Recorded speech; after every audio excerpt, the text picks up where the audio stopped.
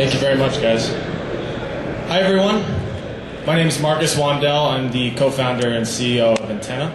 And my co-founder and CTO, Hunter, couldn't make it. So his replacement is standing right next to me, my spiritual advisor, Moritz Lowe, who by day runs sales for MSNBC Interactive, and by night works on Anttenna and is also a early investor and advisor. So I have a reintroduction in the video, so I'll just get right into this. I actually want to first pay homage to the other startups and companies here. We're probably the youngest group on the block, and so we're thrilled about being here. So we've reinvented classifieds to meet the needs of mobile users. And we believe this is a pretty transformative solution. I'll just continue. That defines a new category we're calling mobile microlistings. Mobile microlistings. And the key ingredients are, first off, that they're micro. 140 characters or less, stating what a user has or what they're looking for. They're location-based, so every post is geotagged.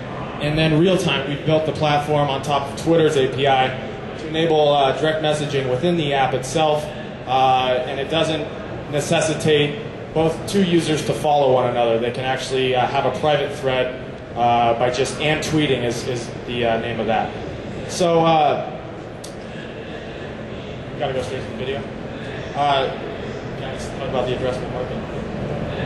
Oh, gotcha.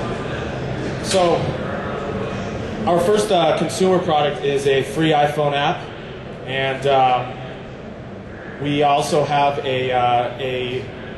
our premium subscription module, which is also live, and that's a web-to-mobile module that allows local advertisers and power sellers to set up premium campaigns, customize them with a color template, and then schedule their listings to automatically transmit into the mobile interface at defined times and dates. So it's a really powerful tool that offers them relevance and based on location and also freshness. So their listings can get updated by the hour.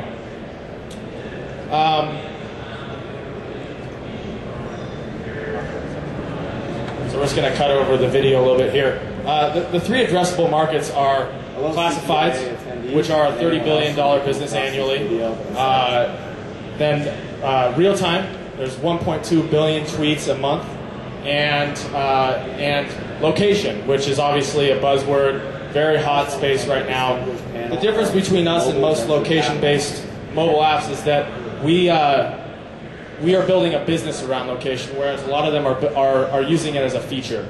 So with that, I think we'll go straight into the video. However, posts are limited to San Diego, California, and Austin, Texas.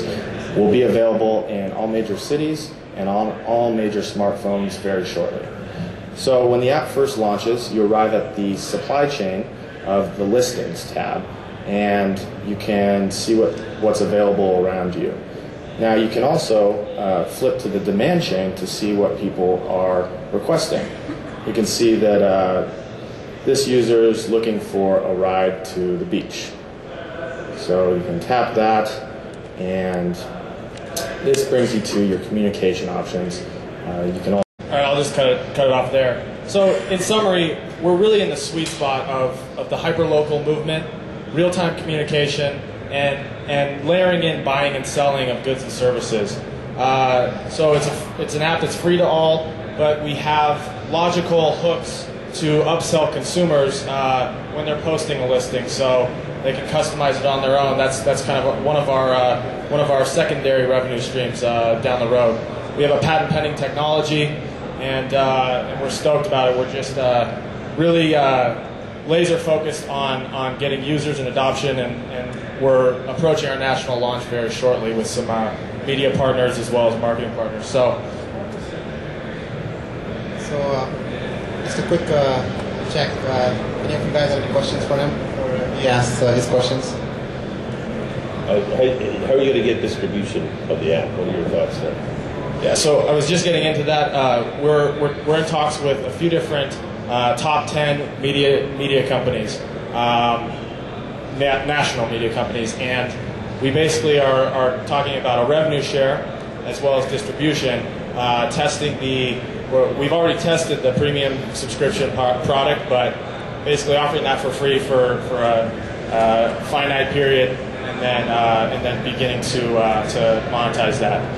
Is there a vertical, like, apartment listings and sex workers were for Craigslist or something like that essentially is an early driver of adoption for this kind of a model? Like, what benefits from that hyper-local, hyper-real-time, tweak that you've done on Craigslist? What vertical? Yeah, so I mean, we love Craigslist. There's a lot of categories that are overlapping, but there's also a lot of contexts where you wouldn't use this or you wouldn't use Craigslist. You wouldn't sell a baby grand piano on this. But when you're looking for tickets and event-based functions are really where this thing becomes powerful. You think about hot potatoes, some of these new players that have this real-time stream of data at events. We're the transaction side of that. We're the utility at those events. So there's overlaps, but there's also separate functions. Yeah, my main question is, do you guys invest in startups? Not us. I'm not talking. This is hypothetical, of course. You have a friend that's looking at making money. I know a guy who owns a horse. No, do you invest in startups prior to revenue stream, proven revenue stream, or do you sometimes look at proof of concept and invest that early? Yeah, I rarely get to invest after revenue. Look, I mean, it just never happens. Yeah. So if somebody tells you we'd like to see revenue, they're probably saying no. But usage momentum, sort of distribution footprint users is really important. Sort of pre-launch, it's kind of hard to get money from us. Okay, great. I think that's it. Thank you very much for hearing us, and please raise your antennas. We just turned on the service here in Las Vegas, so more than welcome to use it. Good luck to you. Good luck.